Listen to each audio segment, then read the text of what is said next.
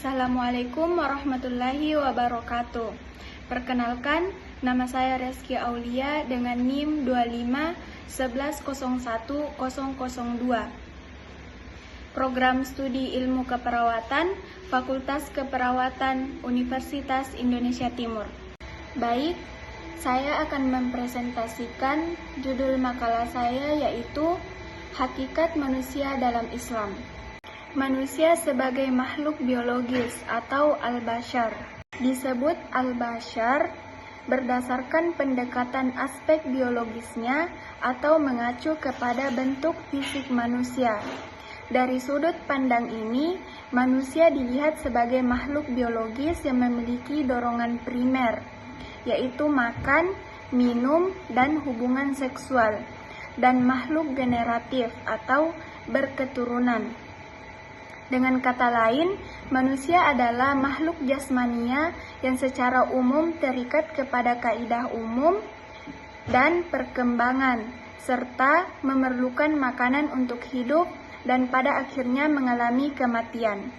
Ibnu Faris dalam kitabnya Mu'jam al-Maqayis fi al-Lughah mengatakan bahwa kata al-bashar memiliki arti penampakan sesuatu dengan baik dan indah. Sedangkan menurut Qusais Shihab, kata ini digunakan untuk menunjuk kepada manusia, mengingat bahwa manusia dapat terlihat dengan jelas dan nyata. Dari akar kata yang sama, lahir kata basyaroh yang berarti kulit kepala, wajah, dan tubuh yang menjadi tempat tumbuhnya rambut. Dari sini menunjukkan bahwa kata ini digunakan untuk merujuk pada aspek lahir atau fisik manusia. Kata basyar juga diartikan mulasamah atau persentuhan kulit antara perempuan dan laki-laki. Kata al-bashar dalam Al-Quran. Pemakaian kata al-bashar dalam Al-Quran seluruhnya memberi pengertian bahwa yang dimaksud dengan kata tersebut adalah anak Adam yang biasa makan, minum, dan berinteraksi satu sama lain atas dasar persamaan.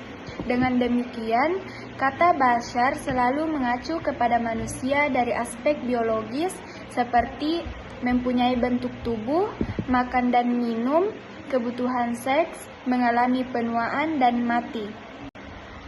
Kata al-bashar juga ditunjukkan kepada seluruh manusia tanpa terkecuali. Hal ini mengisyaratkan bahwa Nabi dan Rasul pun memiliki dimensi basyariah atau kemanusiaan. Di sisi lain, tidak sedikit dari ayat Al-Quran menggunakan kata bashar yang mengisyaratkan proses kejadian manusia melalui tahap-tahap sehingga mencapai fase kedewasaan. Manusia sebagai makhluk sosial atau an-nas. Manusia merupakan makhluk yang secara sempurna diciptakan oleh Allah Subhanahu wa Ta'ala. Disebutkan juga di dalam Al-Quran bahwa sesungguhnya kami telah menciptakan manusia dalam bentuk yang sebaik-baiknya. Bahkan dalam ajaran agama lain pun dijelaskan bahwa kedudukan manusia di dunia ini sebagai makhluk yang mulia. Karena itu, tidak dibenarkan jika manusia melakukan perbuatan yang tercela dan melanggar aturan agama.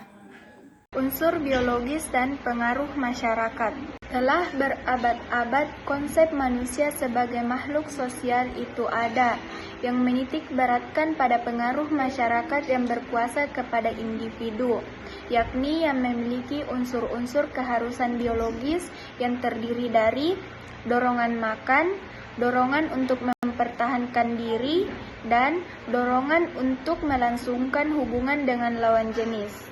Manusia sebagai makhluk spiritual atau al-insan. Hubungan spiritual manusia dengan Tuhannya.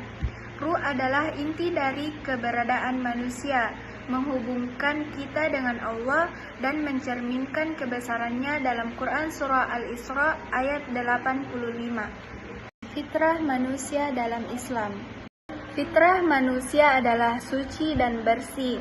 Dalam Quran Surah Ar-Rum ayat 30 dan sabda Rasulullah Shallallahu Alaihi Wasallam yang artinya, sesungguhnya Allah telah menciptakan Adam dan anak cucunya cenderung kepada kebenaran dan patuh kepada Allah.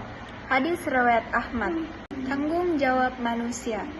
Tanggung jawab manusia dalam Islam terbagi menjadi 4. Yang pertama, tanggung jawab kepada Allah atau hablum minallah. Dan yang kedua, tanggung jawab kepada diri sendiri. Dan yang ketiga, tanggung jawab kepada sesama atau hablum minannas. Dan yang terakhir, tanggung jawab terhadap lingkungan. Kesimpulan dan refleksi. Manusia merupakan makhluk Allah yang paling sempurna dan ciptaan yang terbaik. Ia dilengkapi dengan akal pikiran.